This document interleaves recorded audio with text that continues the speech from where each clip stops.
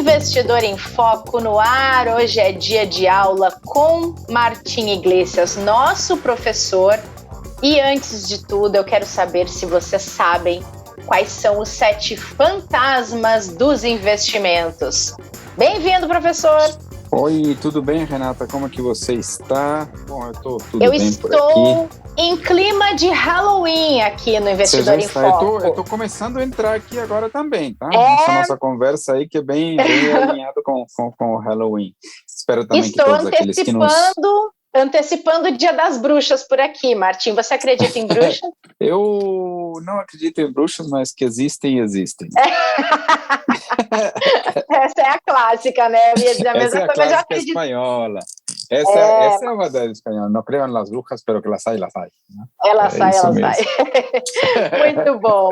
Então, Martim, para você entrar no clima do Halloween, a gente escolheu 7 fantasmas dos investimentos, mas eu vou lançar para você o primeiro fantasma e queria que você explicasse por que a inflação pode ser um fantasma. Eu acho que a inflação é um grande fantasma, né? Ele corrói poder de compra, às vezes o investidor tem rentabilidades nominais, mas que não cobrem a inflação, portanto ele está perdendo poder de compra, às vezes ele não percebe, é um risco silencioso, é algo complicado. Ele está forte atualmente, né? Muita gente sentiu perdas reais, não conseguiu acompanhar a rentabilidade da inflação. Pessoas mais antigas, digamos assim, que já viveram, ou que já eram investidores nos anos 80 ou 90, provavelmente já viveram e têm uma noção clara de como isso é perigoso. Vários investimentos têm uma proteção mais direta para a inflação, outros não tão direta, né? Acho que, por exemplo, os títulos indexados à inflação, no longo prazo, têm essa característica, né, de proteger da inflação. Eu já citei algumas vezes que as ações têm alguma dinâmica de proteção inflacionária de longo prazo também. O CDI, o pós-fixado, tem algo também no sentido de que se a inflação sobe, a gente vê, como está vendo no momento, preocupações do Banco Central de subir a taxa, mas particularmente, por exemplo, os pré-fixados não têm uma proteção inflacionária, né? Você contrata ou você pré-contrata, por exemplo, uma taxa e se a inflação se acelerar, eventualmente podem haver algumas perdas, né? Então, em maior ou menor grau, os investimentos reagem de uma ou outra forma à inflação e é muito importante ter em mente isso, tá? A inflação como um grande problema, um grande fantasma que corrói o poder de compra do dinheiro, inclusive das aplicações, né? Com certeza. Agora, Martim, aproveitando uma das coisas que você falou que não são tão fantasmagóricas assim, se a gente consegue aproveitar os investimentos atrelados à inflação, a gente também pode, claro, que a perda no bolso, com tudo que a gente gasta, estando inflacionado, ela é grande, mas dá para evitar perdas dos investimentos quando se usa a inflação a favor deles, né? Sim, por exemplo, esses títulos indexados à inflação hoje, por causa de toda a volatilidade, estão pagando taxas aí, dependendo do vencimento, acima de 5%, 5,30%, ou seja, acima da inflação, é uma rentabilidade bastante boa, tá? Então, de fato, você tem a proteção para a inflação e os ganhos reais além da própria inflação. Então, você consegue não só se defender, mas também ter ganhos acima dela, né? Boa. Agora, nosso segundo fantasma dos investimentos, quase ninguém escapa, imposto de renda / come cotas, que também é imposto de renda. Pois é, você colocou bem, né? Porque, na verdade, até tem quem pode, de alguma forma, escapar, entre aspas, que são aquelas pessoas ou aqueles que investem em alguns títulos isentos, que não têm cobrança de imposto de renda, por exemplo, ou alguns que têm algum tipo de benefício fiscal de longo prazo, com diferimento ou adiamento do pagamento de imposto de renda, como alguns produtos de previdência, tá? Mas, de fato, ele é um ponto que acaba corroendo de alguma forma a rentabilidade, né? Então, o investidor precisa ficar atento, sim, dar uma olhada, né, nas rentabilidades líquidas que ele obtém, portanto, depois da cobrança de imposto de renda, para ficar atento, porque é basicamente isso que ele leva que vai levar para casa, né? Então, o imposto de renda, às vezes, combinado com a inflação, já que o imposto de renda, de forma geral, é cobrado em rentabilidades nominais, é preciso se ver, inclusive, se após a cobrança do imposto de renda, ele ainda bate a inflação. Então, é importante que esse ponto 1 com esse ponto 2 andem juntos. O Come Cotas, ele é uma cobrança antecipada de imposto de renda em alguns fundos que têm tributação numa lógica de renda fixa. Não está presente em todos os fundos de investimento e não está presente nos títulos, né? Mas muitas vezes a gente vê investidores que vêm nos perguntar o que aconteceu com o meu investimento, puxa vida, acabou tendo um resgate aqui, acabou ficando que meu saldo diminuiu, eventualmente isso acontece, né? E aí, a gente tem que lembrar sempre, vai chegar daqui a pouco, né, a cobrança do Come Cotas, que é no último dia de novembro, né, a próxima, e aí muita gente vai lembrar de que ele existe, né, Renata? É verdade, Martim, tem que ter atenção para isso, assim como tem que ter atenção a alguns vieses comportamentais que podem nos atrapalhar, e um desses fantasmas é a miopia. A miopia é um grande problema, tá? Acho que ela começou a ser estudada de uma forma mais séria por Richard Thaler, que é um prêmio Nobel, né? Em 95, que ele estuda a miopia como um dos grandes problemas do investidor que impede ele de assumir riscos e de obter estratégias ganhadoras no longo prazo, né? Como ele é míope, né? Toda vez que ele investe, o investidor, né, investe em algum ativo que tem bastante volatilidade, ele vê com grande frequência retornos negativos e muitas vezes se assusta, se desfaz das suas posições ou eventualmente nem quer investir nesse tipo de aplicação que na verdade são aquelas que têm um potencial de longo prazo de boa rentabilidade, tá? Então, a miopia é um problema, a gente tem que tentar, dentro do possível, ter um olhar um tanto mais longo, né? Eu gosto da frase que a gente tem citado ultimamente, de que o mercado de risco é uma enorme fonte de transferência de riqueza dos apressados para os pacientes. Os apressados são os míopes que olham no curto prazo. O paciente tem um olhar de longo prazo e é o paciente que acaba, de fato, incorporando as rentabilidades, os prêmios de risco que o mercado oferece, né? Então, todo investidor, se tiver a possibilidade de tentar alongar um pouco seu horizonte de avaliação, né, não realizar lucros muito cedo e nem se assustar com perdas muito cedo, certamente ele vai ser mais bem sucedido nos investimentos. Muito bom. Nosso quarto fantasma, Martim, é um erro que acredito que pouca gente não cometeu uma vez, pelo menos, que é escolher com base na rentabilidade passada. Por que isso é um fantasma, hein?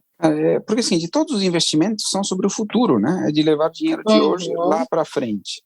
Existe o conceito de heurística, né? O que é heurística? Heurística é um atalho mental. Quando a gente se depara com uma pergunta difícil, né? Uma pergunta que tem uma resposta difícil de encontrar, a nossa mente tenta encontrar uma resposta parecida, só que mais fácil de ser encontrada. Então, quando a gente pergunta, puxa vida, quanto será que vai render no futuro esse investimento? Muitas pessoas, inconscientemente, acabam procurando a rentabilidade no passado, como se o futuro fosse repetir o passado. A gente sabe que ele não repete na maioria das vezes, né? Então, olhar a rentabilidade passada para determinar quanto você vai ganhar no futuro é algo complicado. Todo investimento deve ser olhado apenas para o futuro. Então, com avaliações, nós temos toda uma dinâmica de tentar projetar rentabilidades, né? Toda a nossa recomendação é baseada nas nossas estimativas de retorno futuro, e é muito importante isso. De fato, essa simplificação de achar que o futuro seria igual ao passado é uma simplificação que leva muitos investidores a errar, né? Nós já falamos uma vez de uma frase, Renata, não sei se você se lembra, que era que as árvores não crescem até o céu. Lembra disso? Sim, lembro disso. Dito popular dos investimentos. Às vezes, aquele investimento que rendeu muitíssimo no passado não deverá continuar indefinidamente rendendo tanto, né? Exatamente por isso, porque às vezes, ou de forma geral, quanto mais se valoriza um ativo, isso acaba reduzindo os potenciais de valorização daí para frente, não é o contrário, né? Quanto mais, pelo outro lado, quanto o ativo se desvaloriza, de forma geral, é possível que se abram oportunidades de rentabilidade daí para frente. Então é muito importante sempre pensar em expectativas, em possibilidades de retorno para frente e não enquanto um ativo, um investimento rendeu no passado, né? Agora, me veio uma curiosidade aqui, Martim. Ok, a gente não deve se basear nem ficar olhando só para a rentabilidade passada, mas, por exemplo, se a gente pegar um ano de uma volatilidade grande como foi 2020 e pegar um fundo de investimento e olhar o desempenho desse fundo em 2020, não dá para se ter uma impressão boa da gestão daquele fundo a partir de como ele conseguiu sobreviver a um ano tão volátil? Isso não seria uma característica positiva que olhar o passado pode trazer? Eu acho que olhar o passado, a gente tem que procurar consistência, não rentabilidades, Uhum, tá? Então, tá. ver se um fundo ele tem a capacidade de gerar retornos em cenários bons, em cenários ruins, porque eu não sei como que vai ser o cenário daqui para frente. Então, Sim, olhar para o sim. passado para entender riscos e para entender consistência é algo bastante útil, tá? Nesse Tá. sentido, sim, tem utilidade. Não dá para dizer que olhar o passado não é útil. É útil, sim. O perigo é decidir com olho na rentabilidade passada. Isso é Uhum. um problema, né? Então, o passado traz informações relevantes, como você comentou, sobre risco, sobre consistência, deve ser olhada, mas não deve ser o principal critério de decisão. A gente tem que olhar certamente para perspectivas, a gente tem que olhar dentro de uma carteira diversificada sobre como interage aquele investimento com outras aplicações, né, para criar uma diversificação eficiente. Esses são itens muito mais importantes do que olhar a rentabilidade que ocorreu em uma determinada janela de tempo. Perfeito.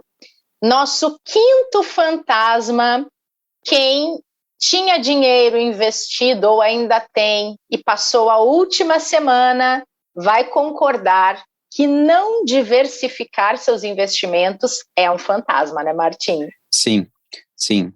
Acho que essa é uma das coisas mais importantes. Eu tenho falado bastante que a questão da diversificação é muito mais do que reduzir riscos, né? A frase, por exemplo, de não colocar todos os ovos na mesma cesta, para mim é uma frase que leva uma interpretação errada do que é diversificação. Uhum. Diversificação é muito mais do que isso, é escolher riscos que valem a pena. Diversificar é a forma mais inteligente de assumir riscos. Dá para assumir muito risco de forma diversificada, né, conforme o perfil, obviamente, né, dá para assumir pouco risco também, obviamente, né, perfil conservador pode diversificar, mas dentro da aceitação a risco que ele tem, o agressivo pode assumir bastante risco, mas assumir o risco de forma diversificada é muito mais eficiente, né, é muito mais fácil, inclusive, de levar no dia a dia. Uma carteira diversificada é aquela que investe, bem diversificada, é aquela que investe em diversos ativos que têm potencial de valorização no longo prazo, mas que reagem de forma diferente aos acontecimentos do dia a dia. Ou seja, o investidor que tem uma boa diversificação acaba se assustando um pouco menos do que aqueles investidores que tem a sua carteira muito concentrada, né? Então, é uma prática muito importante, tá? Então, eu acho que essa é uma das grandes características de um bom investidor. Muito bom. E falando em risco, esquecer de prestar atenção aos riscos ocultos pode ser mais um fantasma, né, Martim? Sim, aqui é uma coisa que eu tenho visto por experiência ao longo dos anos, a minha atuação com investimentos, é que o investidor muitas vezes ele olha e presta muita atenção para a volatilidade como risco, né, para as oscilações de curto prazo. Ele vê isso, mas ele não presta a mesma atenção, por exemplo, para os riscos de crédito, para o risco de falta de liquidez de um ativo, que são riscos naturalmente que ficam um pouco mais escondidos, um pouco mais ocultos, né? Não são percebidos, digamos assim, no dia a dia com a mesma intensidade. Então, eu acho que o investidor muitas vezes dá muito peso para a volatilidade e dá menos importância para outros tipos de risco, até os riscos operacionais, né? Riscos eventualmente de investir em ativos que não estão totalmente registrados ou regulados, certamente isso tem riscos muito importantes, né? Então, na verdade, acho que é isso, não olhar esses riscos ocultos. Eu chamo os riscos ocultos basicamente todos aqueles que não são aquela volatilidade, que ela é sentida, que ela é vivida no dia a dia, né? Que é esse risco da bolsa, esse risco do câmbio, né? Que o investidor, de fato, sente, né? De alguma ou outra forma. Então, acho que tem que prestar atenção a todos os tipos de risco, Renata. Acho que esse é meu ponto aí, quando a gente fala sobre prestar atenção também para os riscos ocultos. Claro, tá certo. E, por último, nosso sétimo fantasma, que tem colocado muitos investidores e investidoras em teste, vamos dizer assim, de 2 anos para cá, com volatilidade, com acontecimentos inesperados, que é a questão do desenquadramento do perfil, né, Martim? Quão perigoso Sim. pode ser e assustador, já que estamos falando de fantasmas, é a pessoa estar com investimentos que não combinam com o seu perfil, com o seu jeito de investir, né? E isso é muito importante, porque muitos investidores olham, por exemplo, para os questionários de avaliação de perfil de investidor como uma burocracia, como alguma coisa que não tem grande importância para ele, investidor, quando na verdade tem muita importância, né? Se você não investe de acordo com o seu perfil, você pode cometer 2 erros importantes, 2 erros graves, inclusive, né? O primeiro, que é o menos importante, já vou falar que o segundo é pior, é você assumir menos risco do que aquilo que você aceita. Então, você é moderado ou arrojado ou agressivo e está com uma carteira conservadora. Se você faz isso, provavelmente você está abrindo mão de rentabilidades maiores no longo prazo. Então, assumir menos risco do que aquilo que você tolera, aceita, pode te levar a uma rentabilidade inferior no longo prazo, como se você estivesse deixando dinheiro em cima da mesa, né? Não aproveitando tudo aqui. Mas como eu citei, esse aqui não é o pior. O pior, certamente, é você assumir mais risco do que aquilo que você tolera. Porque quando vier a volatilidade, quando vier uma queda maior da bolsa ou de qualquer ativo, você vai sentir muita vontade de se desfazer. O teu comportamento, as tuas características ou, eventualmente, as necessidades de liquidez podem te obrigar a resgatar no momento errado e, portanto, a realizar determinadas perdas. Então, estar alinhado com o teu perfil de risco evita que você cometa um desses 2 erros, né? Que levam, de fato, no fim das contas, ou a não aproveitar tudo aquilo que o mercado poderia te oferecer, ou acabar tendo prejuízos, eventualmente, em ativos que até se valorizaram no longo prazo, né? Então, acho que esse é o sétimo. Quer recapitular, Renata? Vamos lá. Vamos lá. Primeiro, vou indo aqui, ó. Inflação. Vai lá. Segundo, você vai alternando aqui, tá? Segundo, Tá. então, imposto de renda, inclusive come cotas. Terceiro, miopia. Quarto, olhar rentabilidade passada. Quinto, falta de diversificação. Sexto, não olhar para os riscos ocultos. E sétimo, desenquadramento do perfil. E, Martim, eu acabei de pensar no 8º. Fale o 8º aí, então. Me diga, não qual que seria? ouvir o investidor em foco para saber dessas dicas e fugir, espantar os fantasmas. Você mandou muito bem, viu? Vamos colocar isso aí em primeiro, então? Vamos! Podemos falar assim, ó, 7 grandes fantasmas e uma regra de ouro, que é ouvir que é essa aqui. Né? Muito bom, Martim, arrasou, adorei esse nome. Muito bom, Renata. Muito Mas legal, muito então. legal. Apesar da gente estar brincando com o assunto, é importante tomar cuidado com tudo isso, né, Martim? Porque, de fato, quando a gente não observa coisas que podem parecer até nem tão determinantes, a gente pode estar investindo errado, como você mesmo trouxe, assumindo mais risco que poderia ou deixando de assumir um risco e ter uma rentabilidade melhor, fazer o melhor possível com o dinheiro da gente, que é tão suado, né, Martim? Exato, é importante mesmo a gente cuidar bastante do nosso dinheirinho. A gente demora tantos dias, tanto tempo para ganhar o nosso dinheiro, a gente tem que olhar e cuidar para ele e investir um tempo também para cuidar dele, né, Renata? Acho que é isso. É verdade, muito bom. Martim, boa semana e bom Halloween para você. Fuja dos fantasmas, viu? Pode deixar, vou tentar de todo jeito de fugir deles, tá, Renata? Espero que você também, viu? Eu vou pegar minha vassoura agora e vou sair por aí. Então tá bom, Renata. Um beijo. Outro para você. Obrigada a todo mundo que acompanhou esse episódio aí já em clima de Halloween, aqui no Investidor em Foco. Cuidem-se, a gente volta com o Dinheiro com Atitude nesta quarta-feira, não percam. Qual o plano, professor? Toda terça-feira, uma aula nova aqui no Investidor em Foco com o professor Martim Iglesias. Tem conteúdo com base em livro, filme, história, teoria, sempre com bom humor e dicas valiosas de economia comportamental. Tudo para te ajudar a investir melhor. Nosso encontro é na hora do almoço. Anota aí para não se atrasar, hein?